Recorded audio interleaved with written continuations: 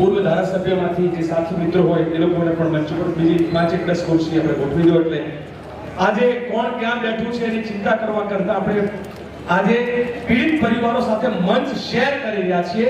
આ મંચ એક રીતે ન્યાયનો છે, આ મંચ સંવિધાનની રક્ષા માટેનો અને સંવિધાનમાં મળેલા કાયદાઓ મુજબ આપણા હક અને અધિકારો છે કે સંવિધાન સભામાં જ્યાં જેને જગ્યા મળે આપ લોકો સૌ બેસી જશો।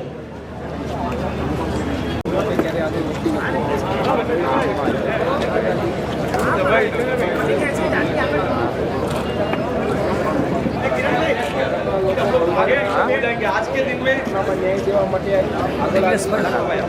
બનેલી ઘટનાઓ પરિવારને ન્યાય દેવા માટે આપણે નથી આવતા થઈ જાય અને જે આપણને અગ્નિનો અહેસાસ થાય એની સામે 3000 ડિગ્રીમાં જ્યારે કોઈ બાળક, કોઈની બહેન, કોઈની દીકરી, કોઈનો માં, કોઈનો ભાઈ જ્યારે એમાં હોમાતો હોય અને પછી પણ આપણું જે લોહી છે એ એમાં ક્યાંક ઉબાળ ના આવે, ક્યાંક આપણે એના માટે બોલીએ નહીં, તો ખરેખર ગુજરાતની અસ્મિતાને આપણે રજૂ નથી કરી રહ્યા।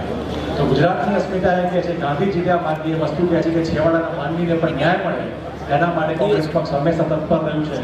ત્યારે આ સૌ પીડિતોને ન્યાય મળે, આગામી દિવસોમાં આ પ્રકારની કોઈ પણ ઘટના ન બને એ માટે આપણે સૌ કટિબદ્ધ થઈએ, સૌ આ અવાજને મજબૂત કરીએ અને આ ગુજરાત ન્યાય યાત્રાએ આ પીડિત પરિવારોના અવાજને બુલંદ કર્યો છે। આ પાપના ઘડા સ્વરૂપે ગુજરાત પ્રદેશ કોંગ્રેસ સમિતિના એસસી ડિપાર્ટમેન્ટના ચેરમેન જીતેન્દ્ર પીઠડિયાને વિનંતી કરીશ કે ટૂંકમાં આપની વાત રજૂ કરે।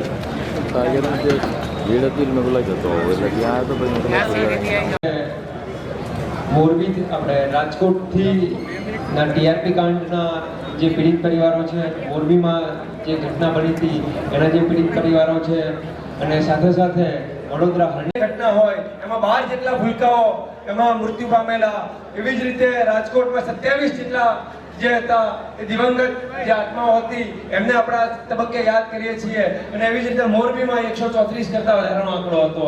આ બધા જ ઘટનાઓની અંદર જે લોકો મૃત્યુ પામેલા, જે લોકોને આજે ન્યાય નથી મળ્યો, આટલો ટાઈમ થઈ ગયો છતાં પણ એ લોકોને ન્યાય નથી મળ્યો। આ મોરબી રાજકોટ વાળી ઘટનાને આ 25 તારીખે 3 મહિના પૂરા થશે। 3 મહિના થયા, સરકારે એવું કીધેલું હતું કે અમે એસઆઈટી નું ગઠન કરીશું, 3 એસઆઈટીઓ બની, હજુ સુધી અમને ન્યાય નથી મળ્યો।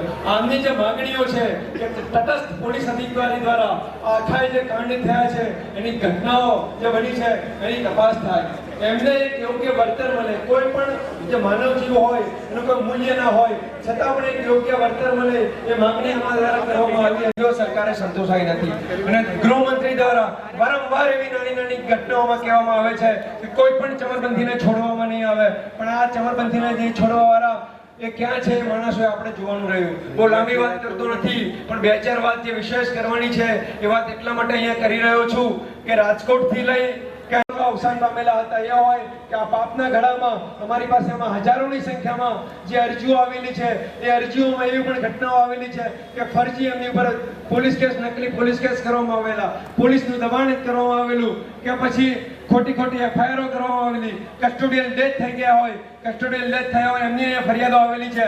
અમે ટંકારાથી નીકળતા હતા અને એક પીડિત પરિવાર અમારી પાસે આવ્યું, એક દંપતી હતું, એમના હાથમાં એક ફરિયાદ હતી, અમારી પાસે આવ્યું, જિગ્નેશભાઈ બેઠા હતા, હું ગાડી ચલાવતો હતો, અમને આવીને વાત કરી કે અમારો દીકરો હતો એ રાજકોટની હોસ્પિટલમાં અમે ગયા હતા તપાસ માટે અને ત્યાં અમારો દીકરો અવસાન પામ્યો। એ દીકરો અવસાન પામ્યો, રાજકોટની પોલીસ અમારી ફરિયાદ નથી લેતી।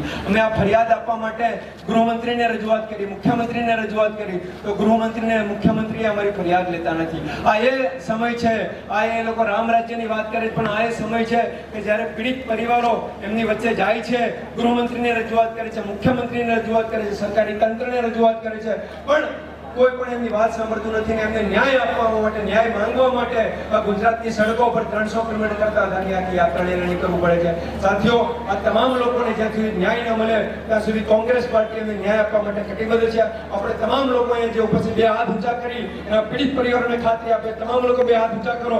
અમે પીડિત પરિવારોને ખાતરી આપીએ છીએ કે જ્યાં સુધી તમને ન્યાય નહીં મળે ત્યાં સુધી કોંગ્રેસ પાર્ટી તમારી ન્યાયની લડાઈમાં તમારી સાથે છે।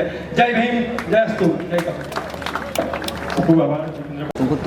ગાંધીનગરની ન્યાય યાત્રામાં ઉપસ્થિત મંચસ્થ સૌ મહાનુભાવો, પીડિત પરિવારના સભ્યો, વરસતા વરસાદની અંદર ઉપસ્થિત સૌ ભાઈઓ, બહેનો, વડીલો અને માતાઓ, આજથી 94 વર્ષ અને લગભગ 5.5 મહિના પહેલા સૂર્યોદય નહોતો થયો.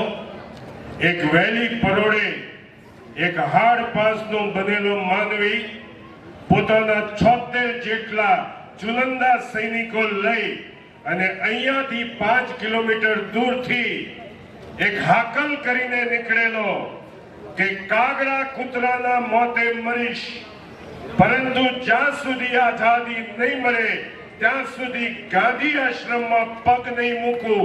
એક ગાંધી અને સરદારના આપણે સૌ વારસો આજ આ મંચ ઉપરથી એલાન કરીએ છીએ.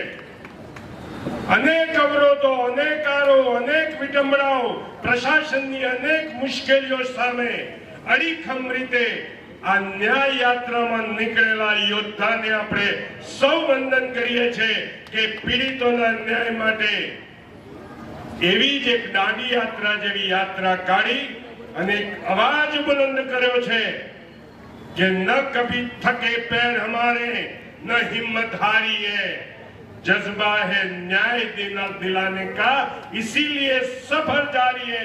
आओ આપણે સૌ સાથે મળી એક બુલંદ અવાજ આ મહાત્મા ગાંધી, સરદાર પટેલ, રવિશંકર મહારાજની ધરતી ઉપરથી એક અવાજ પેદા કરીએ કે જ્યાં સુધી ન કેવળ પીડિતોને, પરંતુ જ્યાં અત્યારે તો એટલા બધા કિસ્સાઓ બની રહ્યા છે, મહિલાઓની સુરક્ષાનો પ્રશ્ન ઉભો થયો છે, એક પછી એક જે ઘટનાઓ બની રહી છે, અને ત્યારે આપણે કહીએ છીએ કે ઉઠો દ્રૌપદી શસ્ત્ર ઉઠાઓ, અબ ગોવિંદ નહીં આएगा, कल तक था जो बहरा राजा, आज गुंगा और अंधा भी है.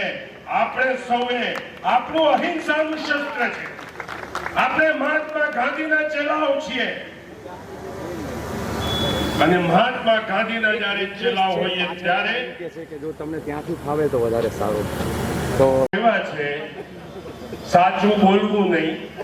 એટલા માટે જ્યારે યાત્રા નીકળી છે ત્યારે વિશેષ સમય નહીં લેતા લાલજીભાઈ અને એમની ટીમ, જેમના માટે પરસેવો એ જ એમનું પરફ્યુમ બની ગયું, અને પરસેવાથી રેપઝેપ સુગંધિત લોકો આ ન્યાય આપવા નીકળ્યા છે, ત્યારે આપણે સૌએ અડીખમ થઈ એક વાત સાથે એમને ટેકો આપી અને એક નિર્ણય કરીએ કે આવનારા સમયની અંદર ગુજરાતની ભૂમિ ઉપરથી કોઈ પણ વ્યક્તિને અન્યાય થતો હશે તો મહાત્મા ગાંધી અને સરદારની વિચારધારાના આપણે સૌ પ્રેમીઓ એક વાત સાથે આ લોકોને જડબાતોડ જવાબ આપવાનો એક ગાંધી ચિંતા માર્ગે પ્રયત્ન કરીશું.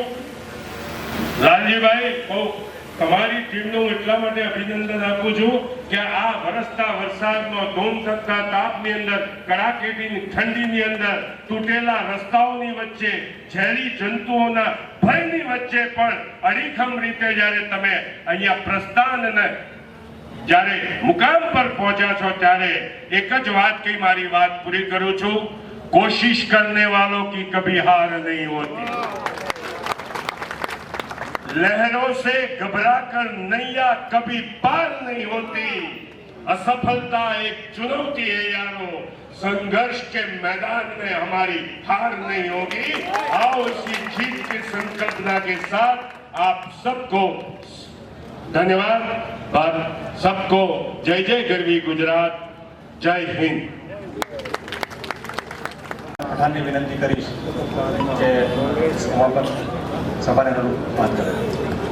नमस्कार साथियों, आज की गुजरात न्याय यात्रा में मैं इतना कहना चाहूंगा कि जिंदा है तो जिंदा दिखो.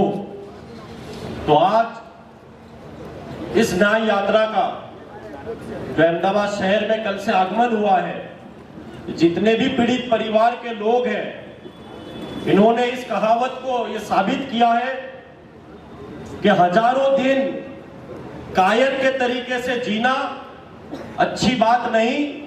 अच्छी बात तो तब है जब एक दिन जियो लेकिन शेर की तरह जियो। तो इन सभी पीड़ित परिवार के लोगों ने ये साबित किया है कि ये शेर है, सरकार के खिलाफ अपनी आवाज उठाना जानते हैं। और मैं इस गुजरात न्याय यात्रा के जो हमारे संचालक हैं, लालजी भाई, पाल भाई, जिग्नेश भाई, उन सबका दिल की गहराइयों से आभार व्यक्त करता हूं कि कांग्रेस पार्टी के साथ मिलकर कंधे से कंधा मिलाकर इन पीड़ितों को न्याय दिलाने का काम इन तीनों लोगों ने साथियों किया है। और साथियों, मुझे पूरा भरोसा है कि हमारी पार्टी यहां नहीं रुकने वाली। जैसे राहुल जी ने कहा था कि कोई भी शक्ति इस पदयात्रा को नहीं रोक सकती। इस पदयात्रा के लिए काफी लोगों ने संघर्ष किया, धूप में चले, बारिश में चले, ना खाया ना पिया, लेकिन इन पीड़ितों के लिए, इन पीड़ितों के लिए अपनी आवाज उठाते रहे। मैं ज्यादा बातें नहीं कहूंगा। आज का जो सभा है वो कोई राजकीय लाभ लेने के लिए नहीं है। हमारे बीच में ये सभी पीड़ित लोगों के, सभी परिवार के लोग हैं।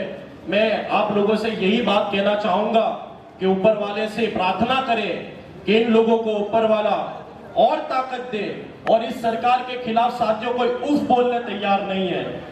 कोई भी बोलता है उनको जेल में डाल दिया जाता है, लेकिन ये सब हमारे शेर है।